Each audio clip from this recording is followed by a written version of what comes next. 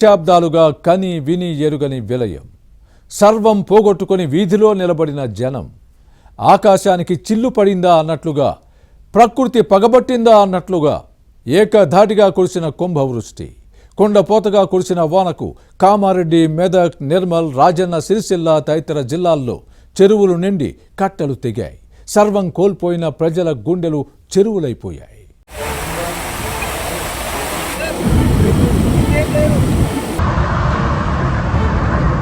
తెలంగాణలో భారీ వర్షాలతో పలు జిల్లాలు వణికిపోయాయి. వానలు, వరదలతో ఉమ్మడి నిర్మల్, కరీంనగర్, ఖమ్మం, వరంగల్ జిల్లాల్లో జనం ఇబ్బందులు ఎదుర్కొన్నారు.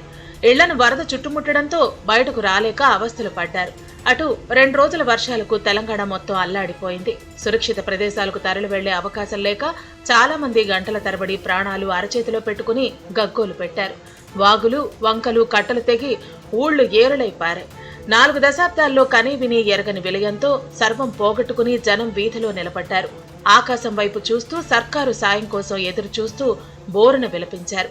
కామారెడ్డి, మెదక్, నిర్మల్, రాజన్న సిరిసిల్ల తదితర జిల్లాల్లో కుండపోతగా కురిసిన వానకు చెరువుల నిండి కట్టలు తెగాయి, వంతెనలు కూలాయి, కల్వర్టులు కొట్టుకుపోయాయి, వాగులు పొంగాయి, ఊళ్లకు ఊళ్లే జలదిగ్బంధమయ్యాయి.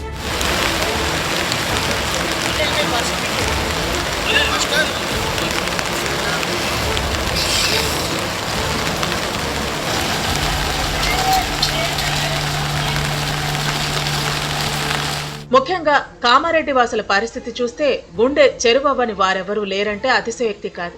కామారెడ్డిలో చెరువులు తెగిపడి రోడ్లు కొట్టుకుపోయి ఇళ్లు కోల్పోయిన జనాలు పడిన వేదన హృదయాలను కలిచివేసింది. వర్షం మొదలైన గంటన్నర వ్యవధిలోనే జీవితం తలకిందులైంది. వరద నీరు అంగుళం పెరుగుతుంటే దిక్కుతోచక జనం ఇళ్లు వదిలి పరుగులు తీశారు. కనీసం ముఖ్యమైన సామాన్లు తీసుకునే సమయం కూడా లేకుండా పోవడంతో ప్రకృతి తమ మీద పగపట్టిందంటూ గుండె లభిసేలా రోధించారు. తొలుత మోకాలి లోతు నీరు, తర్వాత నడుమల లోతు నీరు, చూస్తుండగానే భవనంలో ఒక ఫ్లోర్ అంతా మునిగిపోయేంతగా వచ్చిన వరద నీరు జనం కేకలు వేస్తూ గగ్గోలు పెడుతూ పరుగులు తీసిన సన్నివేశాలు కన్నీరు పెట్టించాయి. రెస్క్యూ బృందాలు వరదల్లో చిక్కుకున్న 1071 మందిని కాపాడాయి. వరదల తాకిడికి కామారెడ్డి జిల్లాలో 58 రహదారులు ధ్వంసమయ్యాయి. కొన్ని కాలనీలు పూర్తిగా మునిగిపోగా అశోక్ నగర్, విద్యానగర్, కాకతీయ నగర్, బతుకమ్మ కుంట, సైలాని బాబా కాలనీలు జలమయమయ్యాయి. టీవీలు, ఫ్రిడ్జ్లు, ఏసీలు పూర్తిగా దెబ్బతినడంతో ప్రతి ఇంట్లో 2 నుంచి 5 లక్షల రూపాయల వరకు నష్టం వాటిల్లింది. కామారెడ్డికి కనీసం 500-600 కోట్ల రూపాయల నష్టం వాటిల్లి ఉంటుందని అంచనా. కోట్లలో ఉన్న నష్టాన్ని భర్తీ చేసేదెవరు అన్నది పెద్ద ప్రశ్నగా మారింది. వాటర్ వస్తున్నాయని మాకు తెలిసి మేము అలర్ట్ అయ్యేలోపు మొత్తం వచ్చి మేము బయటకు వచ్చాం. మాకు ఏం చేయాలో కూడా తెలియలే. మొత్తం మా పిల్లల సర్టిఫికేట్స్ మట్టికి తీసుకుని సూట్ కేసులు వేసుకుని బయటకు వచ్చినాము. చాలా ఇబ్బంది అంటే ఇబ్బంది. బయటకు వచ్చినాం కాబట్టి కనీసం మాకు గవర్నమెంట్ ఇంత ఇంటిమేషన్ కూడా ఇవ్వలేదు. కొంచెం ఇట్లా వస్తుందని అంటేనన్నా పిల్లల్ని తీసుకుని మేము ఇదవుతున్నాం. మేము మా అంతటా మేము అలర్ట్ అయ్యి బయటకు వచ్చాము తప్పిస్తే అసలు ఏం ఇన్ఫర్మేషన్ లేదు. మా అల్లుడు ఫోన్ చేసిండు, ఇట్లా బాబాయ్ మామయ్య ఇంట్లో ఇల్లు కలియండి అంటే ఎక్కడ పోవాలంటే ఏమైందంటే ఇలా వాటర్ వచ్చేస్తున్నాయి తొందరగా తీసేయమని చెప్పేసి అన్నాడు. అనగానే మా 2 పాపలు మాకు, నేను మా మిస్సెస్ గారు చేసేసి ఏం తీయలేక మెయిన్ ఇంపార్టెంట్ కొద్దిగా 2 సర్టిఫికేట్ ఉంటే ఆ సర్టిఫికేట్ తీసుకుని వచ్చి మళ్ళీ మిగతా తీసుకుందామని లోపల ఇక్కడ దాకా వచ్చేసిన వాటర్, మళ్ళీ పోదామని ఇక్కడ దాకా వచ్చేసిన వాటర్. చెరువు కింద ఉండడం వల్ల కాదు, ఏమంటారంటే తిమ్మకపల్లి చెరువు కాసేదో మన బుంగబడ్డది, దాని ప్రభావంతో ఆ ప్రెజర్ ఎక్కువ కావడం వల్ల ఇక్కడ తట్టుకోలేక రిటర్న్ వచ్చిన వాటర్ అని చెప్పేసి అన్నారు. నిర్మల్తో పాటు మెదక్లోనూ వరద విలయం సృష్టించింది. మిరుదొడ్డి, దుబ్బాక, తొగుట మండలాల్లో కూడవెల్లి వాగు ఉగ్రంగా ప్రవహించింది. చెక్ డ్యాం పైనుంచి 6 మీటర్ల ఎత్తున వరద ప్రవహించి పంటలు నీట మునిగాయి. మిరుదొడ్డి, గజ్వేల్ రహదారి పూర్తిగా జలమయమైంది. గజ్వేల్ మండలం కోనాపూర్ చెరువుకు గండిపట్టంతో నీరంతా పంట పొలాల్లోకి ప్రవహించింది. మెదక్ జిల్లాలో వరద నష్టంపై ప్రాథమిక అంచనాకు వచ్చారు. అక్కడ 6800 ఎకరాల్లో పంట నష్టం సంభవించిందని అంచనా వేస్తున్నారు.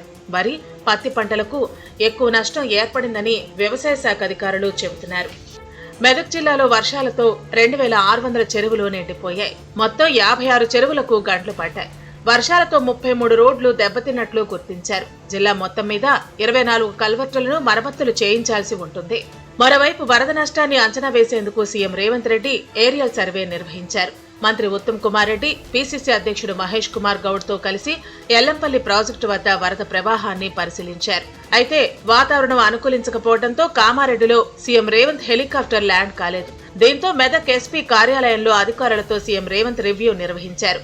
కాళేశ్వరం ప్రాజెక్టు నిర్మాణ శైలిపై విమర్శలు కురిపించారు సీఎం రేవంత్. అతి తెలివితేటలతో మామ అల్లుడు ఒకరు స్వాతి ముచ్చల్లా మరొకరు ఆణిముచ్చల్లా ఫీల్ అవుతారని సెటైర్లు వేశారు. భారీ వర్షాలతో అతలాకుతలమైన ఉమ్మడి నిజామాబాద్, మెదక్, కరీంనగర్ జిల్లాల్లో ఆయన ఏరియల్ సర్వే నిర్వహించారు. కేంద్రం నుంచి అత్యవసర నిధులు కోరేలా రిపోర్టు రూపొందించాలని అధికారులకు ఆదేశించారు. వరద బాధితులను ప్రభుత్వం ఆదుకుంటుందని సీఎం రేవంత్ రెడ్డి స్పష్టం చేశారు. మామ అల్లుడు ఏమనుకుంటారంటే ఒక ఆయన స్వాతి ముత్యం అనుకుంటారు, ఇంకొక ఆయన ఆణిముత్యం అనుకుంటారు. మేడిగడ్డ నుంచి ఎత్తితే అన్నారంలో పోయాలి, అన్నారంలో ఎత్తితే సుద్దిలాలు పోయాలి, అక్కడ నుంచి ఎత్తితే శ్రీపాద ఇళ్లపల్లికి పోయాలి. ఒకే రకమైన సాంకేతిక నైపుణ్యంతో ఉన్నట్టు అన్నిటికీ దాంట్లో ఉన్న సమస్య ఒకే రకమైన సమస్య. నీకు గుండెకాయ లాంటి అక్కడి నుంచి మేడిగడ్డ దగ్గర ఎత్తితే ఏడబోయాలి, అన్నారంలో పోయాలి, ఆడెత్తితే ఏడబోయాలి, సుద్దిలాలు పోయాలి, ఆడెత్తితే ఏడబోయాలి. మూడు ఒకే రకమైన సాంకేతిక నైపుణ్యంతో కట్టారు. వాటికి నాణ్యత లేదనే కదా మొత్తం మీద భారీ వర్షాలతో అతలాకుతలమైన ప్రజలను ఆదుకునేందుకు రేవంత్ ప్రభుత్వం నడుం బిగించింది. విపత్తుల సమయంలో అప్రమత్తంగా ఉండి ఆస్తి, పంట, ప్రాణ నష్టం జరగకుండా చూడాల్సిన బాధ్యత ప్రభుత్వ యంత్రాంగంపై ఉందని సీఎం అన్నారు. జిల్లాలో జరిగిన పంట, ఆస్తి, ప్రాణ నష్టాన్ని వేగంగా అంచనా వేయాలని, యుద్ధ ప్రాతిపదికన నివేదికలు సిద్ధం చేయాలని సీఎం రేవంత్ ఆదేశించారు.